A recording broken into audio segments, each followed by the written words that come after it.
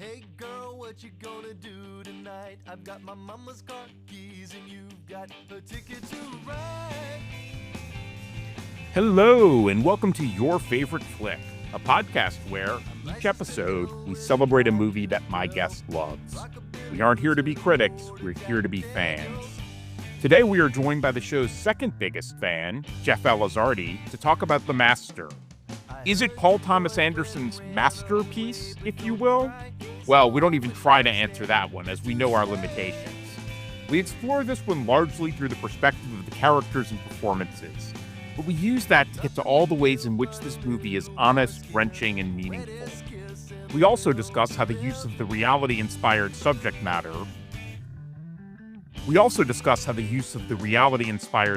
matter works in concert with the personal film Anderson is creating. This episode is a long one for a couple of reasons. First of all, Jeff is a font of information and opinions, and even with running longer than usual, I had to cut out some great stuff. The second reason is that I promised Jeff, on his deathbed, that it would run over an hour. It was his very dying wish. Wait, I'm getting a memo from my assistant, past guest Sahil Gadawala. Jeff is not dead? It was all a ruse? A cunning attempt to trick me? Jeff is alive and well somewhere between Philadelphia and Hong Kong? Oh well, here's what I get for leaving the editing to the last minute again. I guess we're going to roll with it as is. Jeff Elizardi, welcome to the show. It is great to see you, my friend. Thank you. Wonderful to see you. So we are here today to talk about The Master. We did an awful lot, and we know that. But we're going to take a second before we get into that, because I know you have been a movie fan from a very young age. And I'd love for you to share with the audience a little bit of your history as a movie fan, maybe some standout movies for you along the way. Absolutely, yes. I can thank my maternal grandmother and my mother for taking me to the movie theaters. That's really where it started. My personal favorites are comedies, very dumb comedies, were especially as I became a teenager. I absolutely love Billy Madison, So I Married an Axe Murderer, the Ace Ventura movies, Tommy Boy, Black Sheep. Nice. And then I did graduate from a movie standpoint. I took a film studies class in college. Arnos Lustig was my professor, was a Holocaust survivor. He taught me painfully through movies like Death in Venice in 1911 that to be entertained is a bonus. Artwork is really what it's about. And I watched a bunch of his films were in black and white with subtitles. There were times in the snow I couldn't even see the subtitles. So I didn't even know what was happening. And then senior year, I took a history class. It was Oliver Stone's America, and it was all of Oliver Stone's movie. And each week was a different film talking about the history. What was Oliver's angle? And that was really a special experience for me to be able to go through a catalog. And I think those experiences are why we're talking about a more serious movie compared to one of the others out there. I do want to tease for the audience that if Jeff agrees to come back, you will hear the two of us talking about So I Married an Axe Murderer in painstaking detail. Like, honestly, unless you're a masochist, skip that episode. I think my fans are masochists, so I think they'll like it. Fantastic. Look forward to it. Like we said, we're here today to talk about The Master. Would you be up for giving us a quick plot setup for this movie? Sure. So what we start with, the title character, Freddie Quill, is in World War II in the Pacific, and he looks exhausted in battle. And we hear over the radio that from VJ Day, we've won the war, and we see him going down to the torpedoes, pulling out a hose and draining the liquid alcohol, the 180 proof alcohol from that, drinking some, passing it along, and headed to an island for some fun. And we see he's concocting different fruit juices to mix with it. What we learn at this point is that Freddie is actually likable, but he's very strange. He's there with other fellow soldiers, and he makes out of sand a woman, and then he ends up fingering her, hopping on top. And at first the guys find it funny, and then they just kind of walk away from him. I think that is one of the great character development moments I've ever seen, because it quickly goes from, oh, like this guy's a clown, to, oh, wait, there's something going on here a lot deeper than that. To me, there's such depth. He is actually likable. He's not just a freak. He's hedonistic, but he tells a story about how to get rid of crabs, but it's a joke with a punchline there. So he gets people engaged, but then he just loses the whole audience. So he has that aspect. After that scene, he is in therapy with PTSD. And this is actually from Let There Be Light, a 1946 documentary that was done by the US government and was banned. P.T. Anderson took some of the content, things verbatim from it. Wow, And I didn't know yeah. that.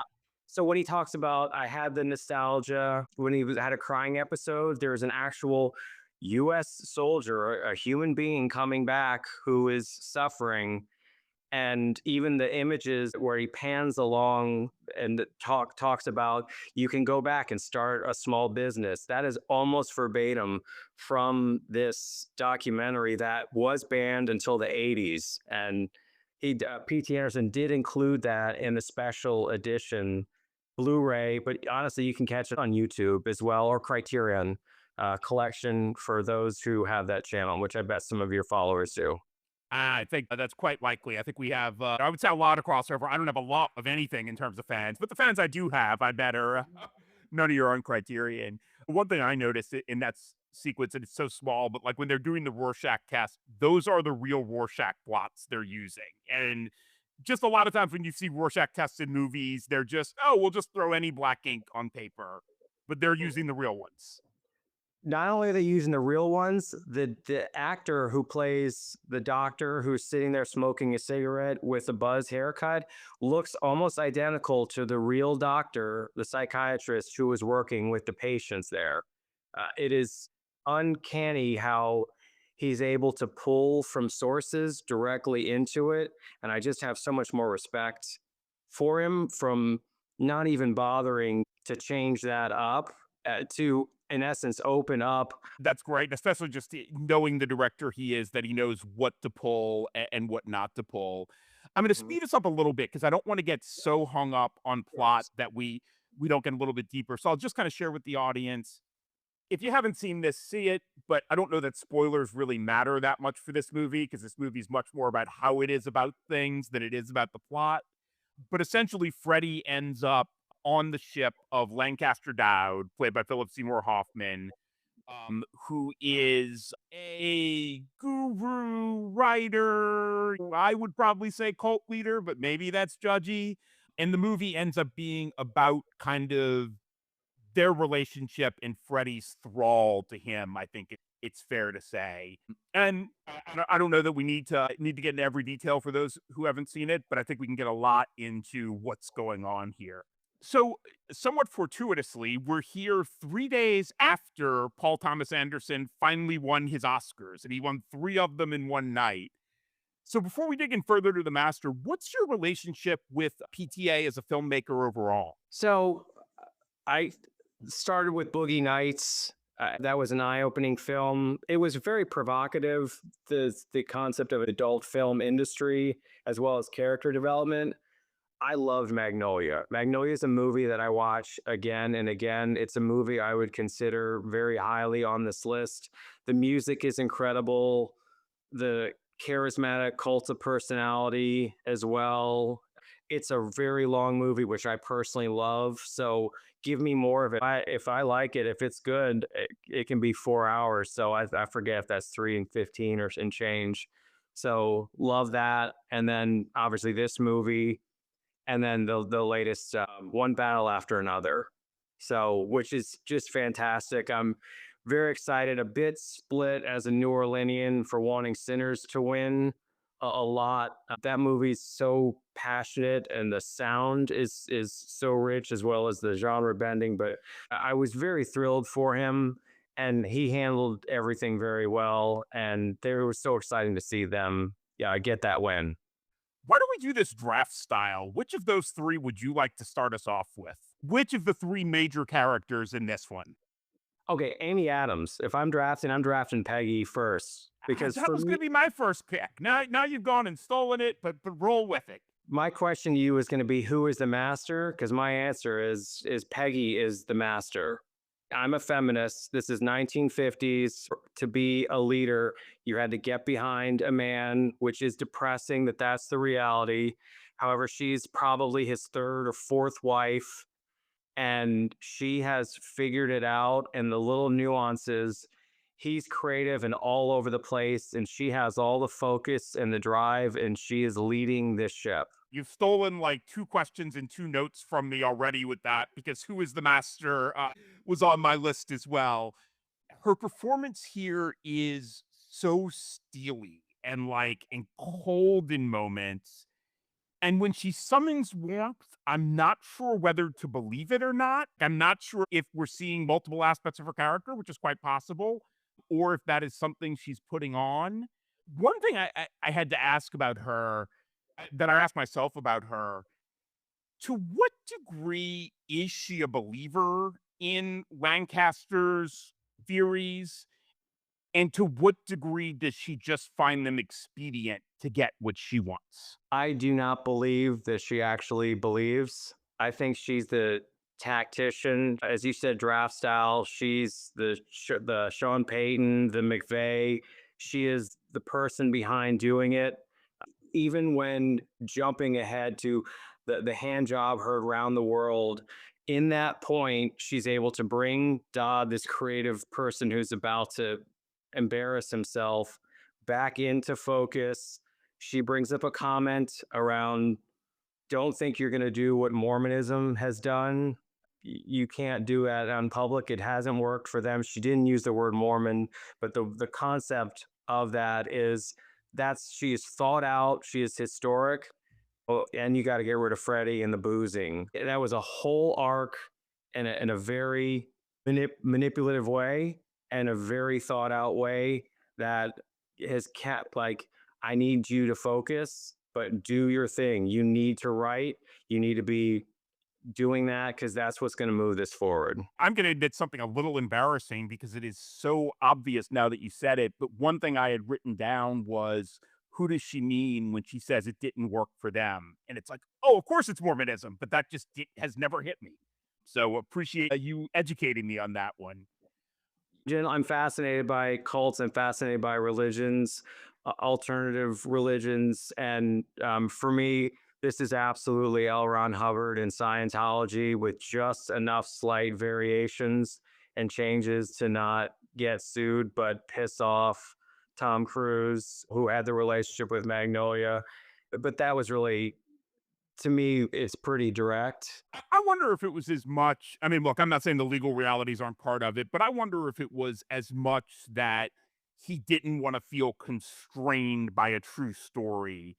And so to make it literally L. Ron Hubbard means that then you're having to Yeah. stay within these much narrower rails, that he wanted to use that as a jumping off point for the story he wanted to tell. And fully understand that because he is so creative and wouldn't want any form of limitations. There's just enough in there between the betraying son, having to leave the U.S. to the U.K. She was my draft pick. I find the most there. She's the one who does the truest indoctrination when she goes, "What color are my eyes?" Now that my eyes are black. That's the cult aspect of believe what I say, not what you see. I'm not 100% positive on this. You may know better than me, but I think whenever we see Freddie making eye contact with her after that, her eyes are shadowed in such a way that it looks as if they're black. It is done during that scene, and during the rest of the time, it does appear to be darker. There is a more scowl or a more intense through him aspect. And not only that, her tone really changes with him. She is done with him.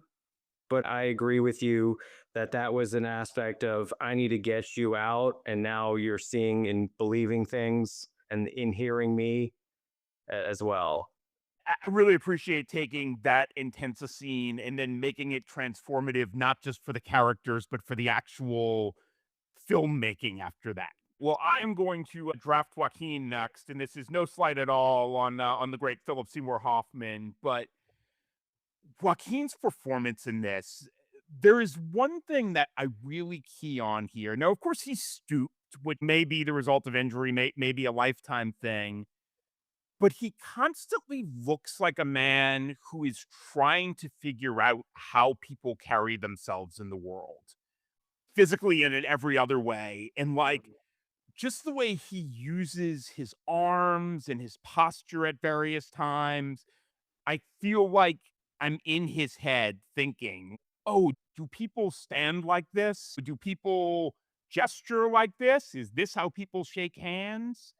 And there's something so fundamental in that to me. I will say, relating this to my own experience, and I have a feeling we'll come back to addiction again because I think it's one of the major themes of this movie. But frankly, it reminds me of what I felt like as a person in early recovery. Oh, is this how I operate in the world without alcohol? Is this the kinds of conversations people have? Yeah, it just really rings for me in that manner.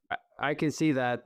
There's such a physical acting that he does and a physical body portion, and also going from being schlumpy to wearing a suit, but it's always an ill-fitting suit. Is he struggling with that? Is this the animal versus the man concept that goes through?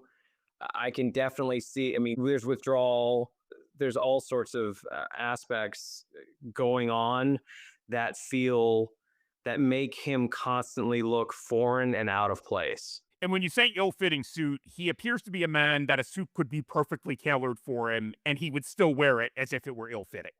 Yes. Yes, that's the sense I get because he is capable of looking and fitting things, and whenever he's in the naval outfits or like everything is fitted, is sharp, and then when we see him after, nothing is working right. And I think that's also just the chaos, the PTSD, if you will, all the pain and addiction, I'm sure too, sensory feelings. But yes, all the physical hunching, the positions, the confusion. After the scene you talked about earlier of him in the center for veterans with PTSD, we then cut to him having a job as a photographer in a department store. Mhm. And even though I've seen this movie probably 6 times, every time we cut to that, I want things to be okay for him. I want it to be, oh, this guy like overcame his PTSD enough that he's got what's probably a pretty good job in 1950, right? Like people don't have cameras with them all the time. You're taking their portraits in a department store. You're not rich, but you're probably getting paid something okay. And it makes his continued fall even more devastating than if it had just gone right from the clinic to, oh, he's just lost. And that the department store and then the crumbling there, which starts after the night where he makes a hooch out of the chemicals there, tries to have a date with the fur model, passes out, and the next morning he's there, clearly hungover, and hears a baby crying in the background, looks over, and that's it. The switch is off, and it's in self-destruct mode. And then we get the funny, even though it's sad, scene of him basically attacking one of his photography subjects with lights and Yes. eventually choking him. So I tell you what, we did the first two. Back over to you, Philip Seymour Hoffman. Does he suck in this movie? What's going on there? I love him. I love him so much. I love everything that he does is so wonderful. We lost him way too soon. For him to be the last draft pick hurts. However, what a great choice. What I love about him from the start is when we meet him, he's curious and concerned about who Freddie is. How did you get on my boat? Well, you're here. I got some of your hooch. I need you to make me more. And then it's wedding time. And I love how physical he is. He hunches over and smirks and touches everyone at the wedding on the aisles going down. It's this big, sweet bear. his role is as physical as Joaquin Phoenix's is. And truthfully, if you look back at There Will Be Blood, about the two protagonists there, the way they go at each other, there is an equal here as well because he is as physical. So when we meet him, he is affable. When he tells the story after the wedding, there are young children there, and he's telling it with so much joy, and he can speak to whoever the audience is and make them laugh, smile, feel warm. He touches them. He is so present. I felt myself being pulled in. Of course, the soundtrack helps with that. He sets you up where I am curious and I'm following with him. He had me on the boat right there, just as strong.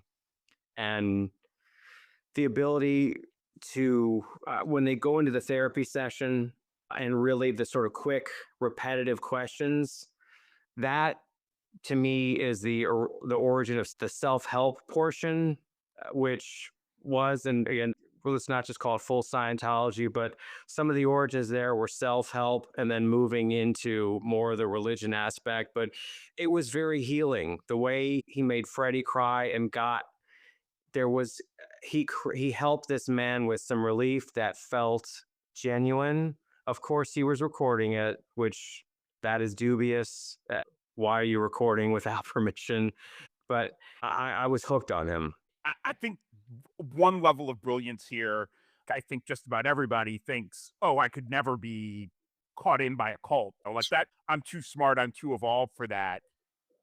Man, I think he lets you see how that can happen here in a way that you may be in denial if you're claiming it has no draw on you.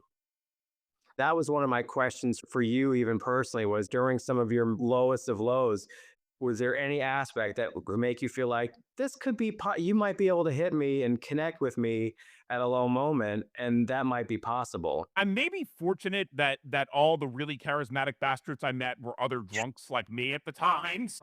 And they weren't evolved enough drunks to be trying to run a cult or organization, so I may have dodged a bullet. But look, I think especially for somebody who's at that point of, and I think of addiction with a very wide net. Like, this doesn't have to mean addiction to a substance, but people who, any kind of mental health addiction struggles, like, you have something suddenly before you of, oh, I can help you with this. And notably, he doesn't even tell Freddie, I can fix you right away. So it doesn't feel like this promise that's so big it must be false. It's sort of this inviting in. And what does he call it? Like, I don't think he says practice session, but he says something along those lines. Processing. But doesn't he even modify the processing in that very first one where he says like sample processing or something like that, where it even takes an edge off? He made it seem like it was very casual. And the other part to that was he was doing it for the hooch. I'm doing this and I'm going to go through the motions here, but you have the concoction. We're going to share this. It felt like he might not have even cared, or it wasn't the performance. It was just the two of them together. The other audits or processing we see from now on, other than when Peggy does them to Freddie, are all group performances, either from the people who are the heavy followers who get an opportunity to take a little taste or a bite at it, or when Lancaster Dodd is performing in front of the larger group, they're a lot more formal and have a more formal feel. It feels like he meets him where he is enough. I found myself wondering, Lancaster likes the hooch. I have no doubt about that, or at least likes the idea of it. But how much does he really care about that? Or how much does he just realize that's a way to win Freddie's confidence because he's showing him he values him for something? That's an interesting point, and candidly, one I didn't think about, because I clearly had the standpoint of Lancaster has his demons, many philandering and that as well. But I like with the way you're thinking, and it's definitely something I will look into and think about more. Because you're right, he has a full bar everywhere he goes. He can have a drink. I've made the mistake of drinking moonshine before, and maybe I'm a snob, but it's something I never would have gone for, even at my worst, if I had anything else available. And I generally was fascinated because even when he's mixing it, I'm going, I definitely have had my share of alcohol and too much, but I don't ever recall the higher level stuff being like, ooh, you know what I need more than bourbon is quadruple bourbon, or like that aspect of it gets you even more. So I never got that for alcohol, but it was like, oh, that's kind of interesting. If you have a different or hallucinatory aspect, I know there's a lot more chemicals, but you could see, and each time he does it, he's got a cloth in there or something else to absorb some of the harsher things. But yeah, I could absolutely see that that was a bonding experience in building a relationship to cut through to him. Why his fascination with Freddie? He's a stowaway on his ship as they're sailing out of California for New York. Is that right? Leaving San Francisco to go to New York, they are borrowing the yacht of the rich woman who's got a foundation who they're going to go see, and they're using it for their clearly for their personal use. Where I think Paul Thomas Anderson goes is, I believe Freddie views this is pure chance of, I'm running, I ran on a boat and I just happened to be there. And Lancaster views this like this is fate because he's curious. First, are you're not Russian, you're not a spy, you're not with the government. So I know you from somewhere before. Like there's that aspect of, did fate bring us together? That concept where it's like he was just running. So I think that's the two different sides of the dance between religion, and then seeing him right off the bat so animalistic is and hedonistic. There are such strong sides of that Lancaster Dodd wants to control. So this is someone who is just pure id, and can I befriend it, control it, and how does it affect me too? Because if you're this inquisitive, which I believe the Lancaster Dodd character genuinely is, and you want to try and find, you're intrigued by it. It's curious because if it's Peggy's choice, the kids are all dressed up and everyone's proper. The son-in-law Clark, played by Rami Malek, is a complete stiff who's just sucking up to it. The world she has created is very stark, and they're going to meet large foundations and really people of money and influence in its high society. And Dodd, who's running in there, and as we see later, wants to roll around on the ground and get dirty in a suit and doesn't mind doing that. That's genuine joy and interest. And she is trying to constrain that. That wrestling scene's a great point, especially because it's right after the very intense jail scene, which is the most violent scene between them, even though they can't physically touch each other. But that wrestling scene definitely speaks to Freddie speaking to Lancaster's animalistic side. It also feels to me that beguiling these rich people, even though he's not perfect at it, almost feels too easy for him. Mhm. And to beguile this working class animalistic veteran, I think feels like a higher bar for Lancaster than maybe more of the rich do. You're not going to build a giant following by only getting the true elites. If you're printing books and you're selling books and getting books out there, you need the masses. Yes, you need that elite class ultimately to pay more for your special classes, for your special pamphlets, for your special experiences. But if you're looking to create a movement, you're going to have to convince the Freddie Quills. There's a whole bunch of people. I think even in that, going back to the Let There Be Light, something what they discussed, 20% of all the injuries after World War II were psychological. So if we consider how many people were away at war and just those numbers, you're going to need to convince as well as connect with the Freddie Quills out there. You know, it's remarkable that number to me too. If that is the number based on science in the late 40s and early 50s, that probably vastly underestimates what we would understand to be psychological fallout today. That came from the 1946 docu, the numbers in there, not anything done comprehensively afterwards. Yeah, it is more of a challenge, and I can see why the intrigue is there. And great point on reaching more people like Freddie is that you mentioned very early, and this is easy to overlook, that Freddie does have a charisma about him. So it's possible that part of what he sees there is, oh, if I can tame Freddie, he then becomes a tool for me in reaching others. We see, for instance, at the Phoenix conference where Freddie at least has now before he goes off and beats somebody to hell, he has the moment of walking in and like shaking hands with everybody, kind of in Lancaster style as he enters. He is taking on that. He is likable. He is likable by Doris's mother. When he goes to visit her, it was too late. She was 23 and married at this point. When he goes back to Massachusetts, he is very odd, but she's like, "Do you want to come in?" Happy to see him. He's liked in Phoenix for sure. And also Lancaster Dodd's daughter Elizabeth tries to make a move on him at one point. So not everyone is looking at him as, "Oh my God, you're just a freak the whole time." He is charismatic. He even does the radio. They put him for the radio ad. Yeah, I forgot about that. That is a telling scene where he's reading it and then he improvises, it works at the end, and he's very proud of himself for his little piece of improv there, for sure. Um, we talk about their relationship. What do we ultimately think about Dodd's impact on Freddie's life? Dodd is a charlatan, but is he on the balance good or bad for Freddie? I believe he's good. I believe, considering how Freddie was running from killing an older gentleman when he was working in the fields, was running and running, got on the boat, was in a bad place.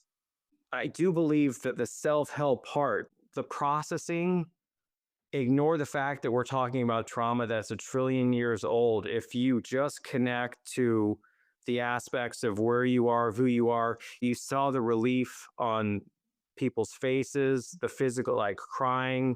There was a lightning there. And at the end of the movie, we do see Freddie with an appropriately aged woman that he's met in a bar who is having a conversation and kind of using that, the processing, "Tell me your name, don't blink." He's using his own version of it. There's no intensity to it, but he is connecting with someone in what I view as a positive way. Where he was before, he is a runner. He was a runner, but I do believe he was very positive overall because Freddie could come in and out. Again, he is likable. He is not just a despicable person. There is charm, and there are many times where he doesn't believe Dodd. He says, "You're making this up." In the most violent scene there, he follows Val and saying, "Just tell me the truth." He leaves on the motorcycle when he can finally get an out because I think he's feeling good enough. He's probably not low, but he's like, "I don't need you." Will say that's a reading that has changed for me over time. I think this was my own baggage, but I think when I first saw it, I so much went in like with the mindset of this is a Scientology movie and Scientology is bad. So I didn't even consider that, hey, for whatever the faults, like maybe there are people helped by this.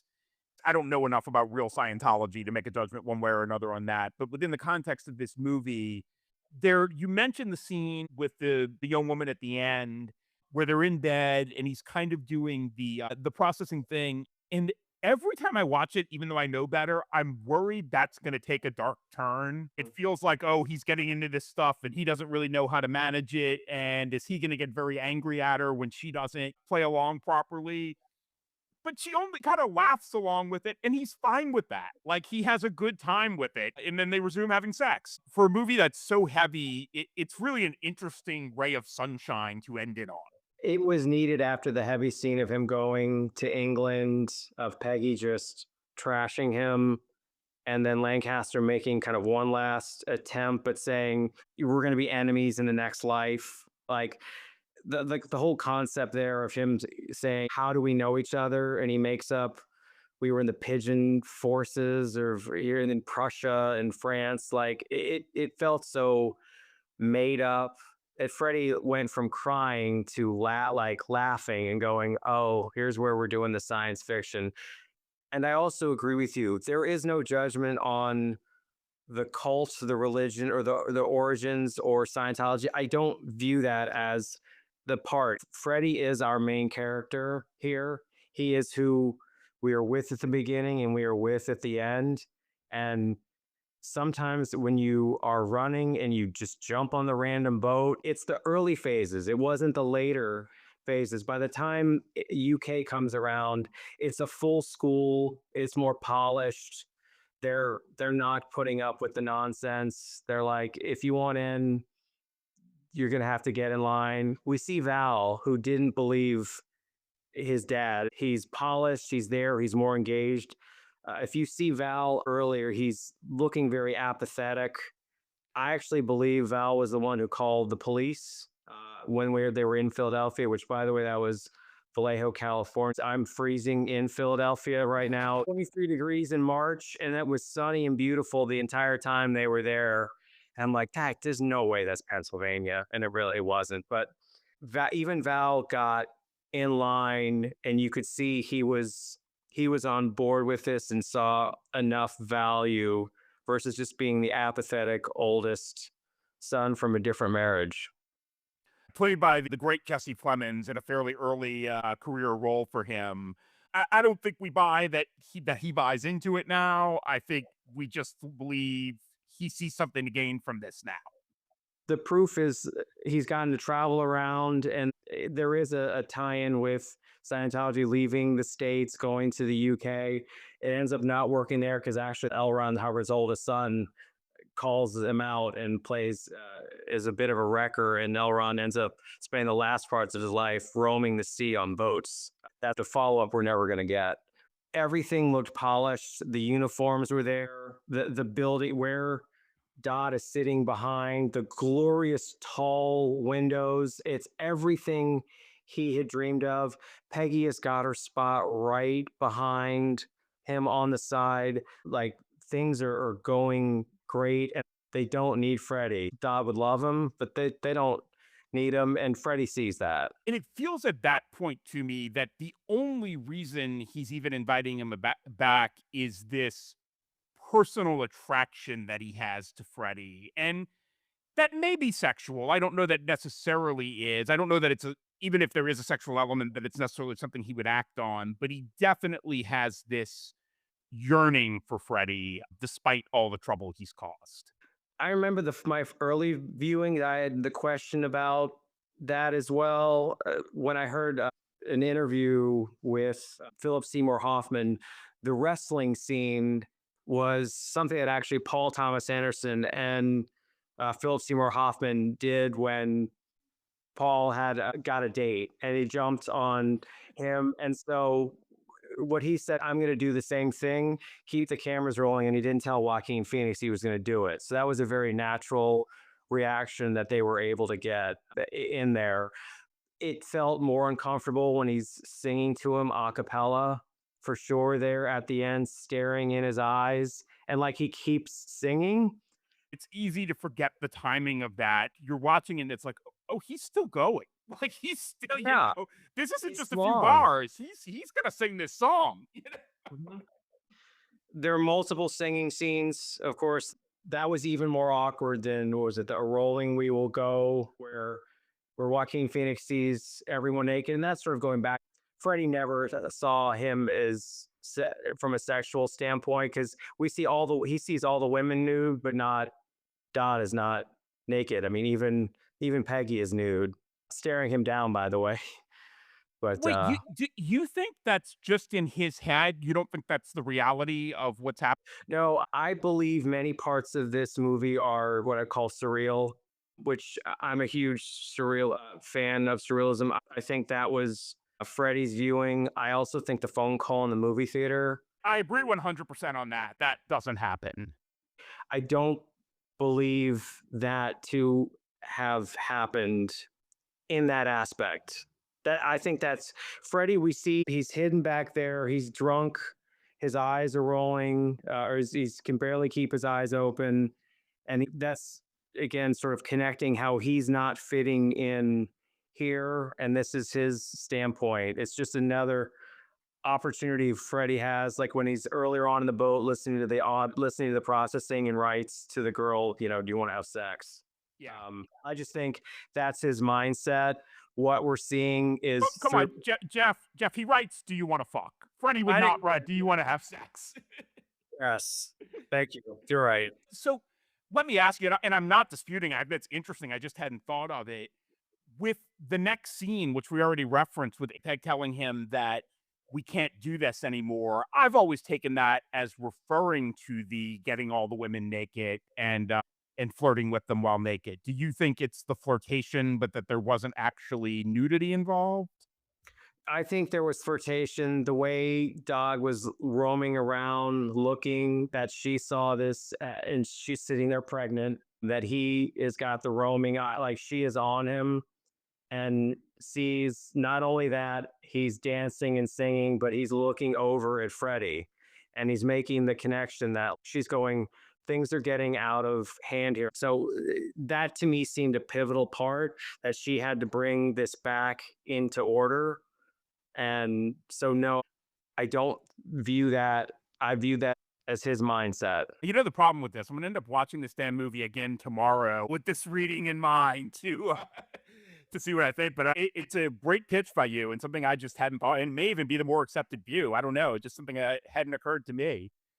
To me, there's the quick editing as well, sort of puts that part into it, that there wasn't a wind up or a like someone is having fun of, like someone starts off with unzipping or kind of whipping a bra around, like you would have a transition and a comfort to lead there to all of a sudden everyone's closed and the next, and we looked at Freddie and then we look back and all it's the women out, bushes, boobs, the whole like, and age didn't matter. It was every female character in frame. It's not about whether women are conventionally attractive or not. That it's Yes. whatever the honestly in either interpretation of it. I think that's kind of an interesting thing. Another a more lighthearted thought on that scene. Watching that scene, I feel like if he had wanted to, Philip Seymour Hoffman could have been like Nathan Lane. Like he could have been a song and dance man on Broadway. Oh, absolutely. Yeah, good call. His singing voice is nice, but not even that so much. It's like the showman he is in that scene is pretty incredible. And I have seen him practicing through it, not in the full outfit, but sitting there spending the time with the script, reading it and doing it. You're right. There's a lot of singing that goes on in this throughout. And to me, that's just also the performance. Just the fact that there were no Oscars out of this is nonsense, but the quality of that, as well as his singing, is he's on key. He's not belting. It's not like, oh, whoa, here we go, Lion King, but it was not distracting or going like, oh, okay. The editor, the guy who edited the first book, who trashed on the second one, had said like he's the greatest mystic. And I think that's the aspect. You can't just be a charismatic speaker. You can't just deliver sermons. You have like every aspect. It's the physical, it's the touch, it's the smile, it's the talking to children. Especially at that time, it was more musical. You wouldn't have had jazz to just be able to playing. Like they have a band. You better sing. If you're in charge of this, you probably better get up and not have someone come up who can sing better than you and steal your show. Like Dodd has to win over that group because things do go sour in Philadelphia. He does get arrested. There were some rough things that didn't go well there. So he needed to perform in every level, and his character did, which is probably why it's just awful that we drafted him last. We've talked about PTA, but I don't feel like we've talked enough about the actual filmmaking of this movie. You've mentioned editing, we've hit a couple of things, Mhm. but what do you see here? And this is such a broad question, Jeff, take it where you will. But what really hits you here from a filmmaking perspective? We're shooting on 70 millimeter on this one, correct? Correct. So, and I heard you speak before about what was it, one of the nominated movies, The Train. Train Dreams was in the very unusual 1.5 to 1, I believe. Very close to what they used to call Academy ratio, very boxy. Right. And you talked about the benefit of that was it was claustrophobic when it needed to be, but could still capture the heights. So for this one, there's so much sweeping depth. The three different times that the water churns up behind the boat is there's such a zen calmness to that it's used three different times as him doing large transitions.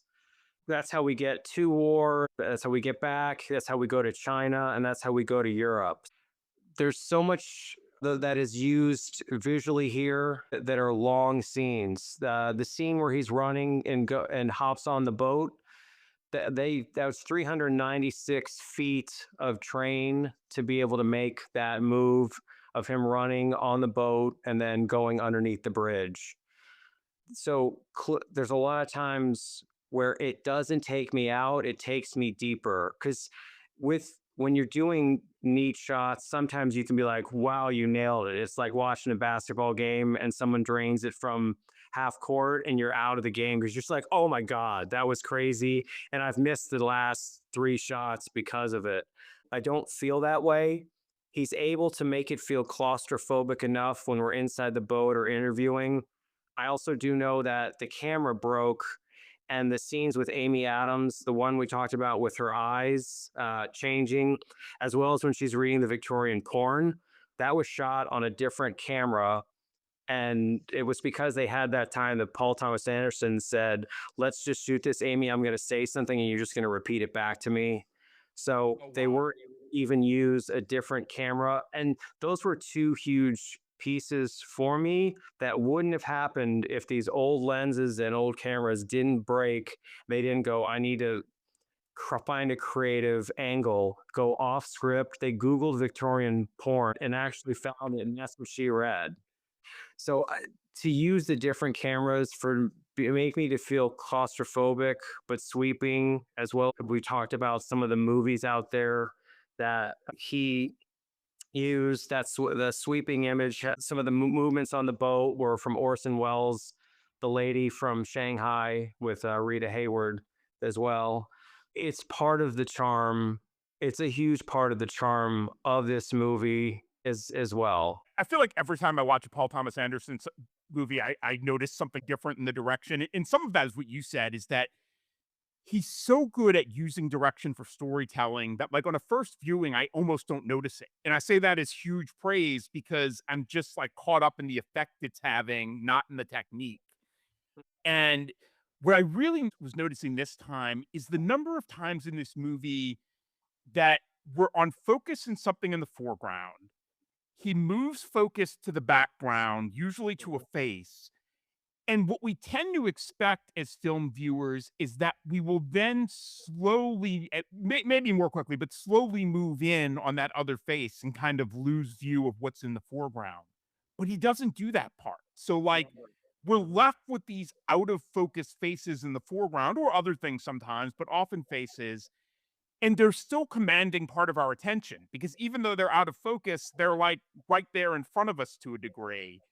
And there's something in that about capturing psychological complexity, and that as much as Dodd gives speeches, that it is always about this back and forth, that like we don't lose view on not just that there is an audience, but that he is doing this for the audience. And maybe that sounds obvious, like any speech is for an audience, but he's doing it as an interaction with the audience. Mm-hmm. Completely agree. So you briefly mentioned Johnny Greenwood's score. I think it's phenomenal. Talk to me a little bit about what's going on here. I think you're a more musical person than I am, Jeff, so you might be able to put better words to it than I can.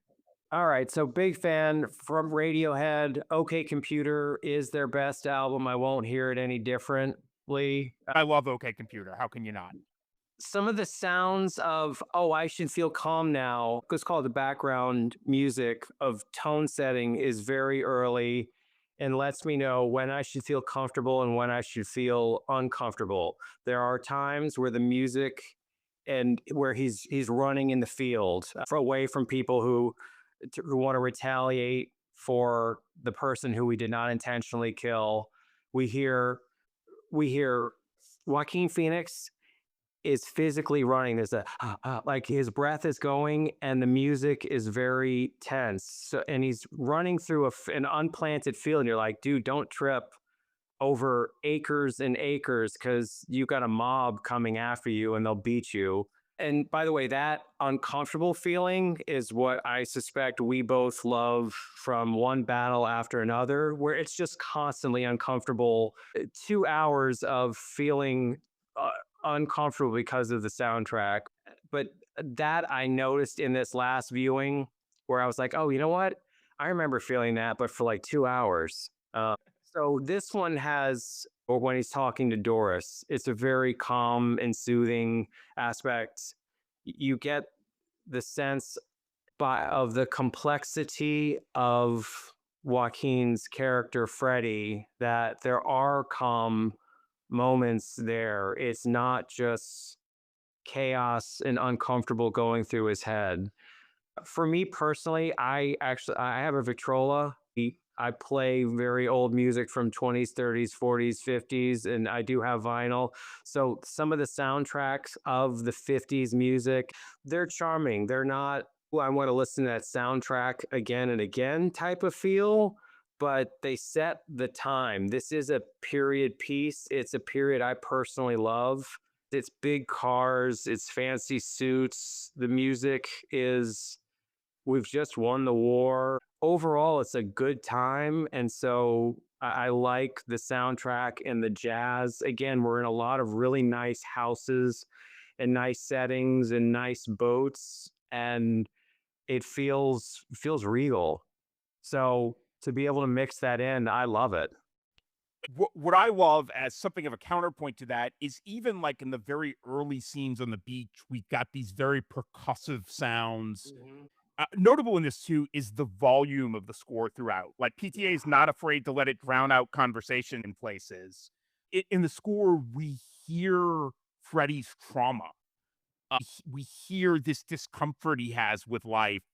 And you're right, it's such a great counterpoint to what we're hearing in that post-war optimism, and really speaks to what you were saying before about the number of people who came home with psychological injuries. Like, yes, we see it as this hugely optimistic time, like in any time, I guess, but in that same time, we had some people profoundly struggling because of what they had given to help create this time for us. And I'll clue this in sound. Having Lancaster Dodd sing a cappella there at the end, we've talked about how it made two dudes physically uncomfortable.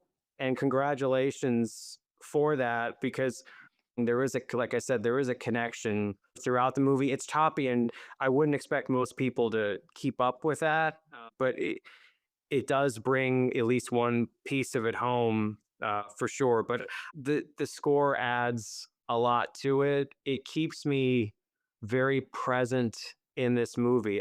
I'm not saying by any means this is a perfect movie. I don't step away from it. Even as I was rewatching it this last time, I'm like, oh, okay, the mailman's gonna come. Let me go close the door now so the dog doesn't bark. So I have to pause it because I want this to keep going. I want to stay focused to it. And there's no question that the soundtrack helps keep me locked in. And it's not just filling it with just loud noises. It is everything throughout. There are quiet moments, which are absolutely important as well. This movie feels like huge buildups of potential energy, then released in huge bursts of kinetic energy. I guess what I'm describing there is just tension, but tension almost seems too weak a word for how it's handled here. And I think the soundtrack's a big part of why that works. Earlier, I discussed about how Dodd was so warm and fuzzy. He has multiple explosions between calling the guy in New York a pig fuck, and then when Helen reads the second book, and he contradicts himself and he screams, "What do you want?" There is built up tension. You see him. There are people who want to love him, and then he explodes and they react, some of which get super loyal. Like Joaquin Phoenix is now going to bust someone for you did this, you harmed him. He's either throwing food or he's going to just go beat him up. But there's verbal outbursts, there's physical outbursts, and they're measured throughout. It doesn't stay that way. So I don't believe this to be a movie of easy lessons, certainly not for me. But is there particular wisdom this movie imparts to us? Anything that you take away and say, like, here's something I learned or was reinforced for me? This would, first of all, just being able to dance around for 2 hours in the building of whether we call it a cult or religion, irrelevant, but just to be able to play in that space to me was so fun. It intrigued me. I want to read more, find out more. Am fascinated by that. There is an absolute dance. The lines at one of the second to last scene when Freddy's gonna leave, where Dodd says, "If you find out how to not have a master, any master at all, please let us know," because we know his master is Peggy, or it's the substance, the hedonistic side. There are so many things. Many people don't have just one master, let alone the concept. And he says it to Freddie, and it's true. You have vices, you have problems. We all do. And you can still move forward with life. I think there is some beauty in self help in religion. I'm not all just negative or haha, because I don't believe Paul Thomas Edison made an absolute statement like this is bad or this is wrong. It was just here it is, this is happening. So I do think Freddie was able to connect with people. There were multiple times he could have just abandoned or left that would have probably felt more normal, and he was able to find things to move forward. I do also think Dodd found value in having Freddie. He was honing and figuring out, what am I doing, how am I connecting with people, what does it mean? He viewed it as a mission of his to try and help him when everyone around was saying, don't trust him. So giving someone a chance, giving someone multiple chances, there's absolutely value in that. I greatly appreciate that.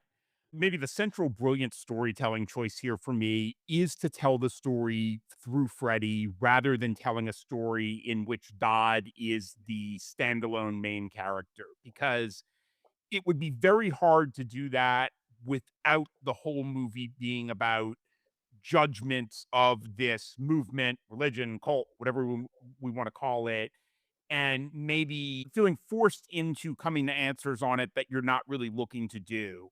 I think the telling the story through somebody who is involved but slightly removed gives a pathway to that more open-ended reading that you're talking about.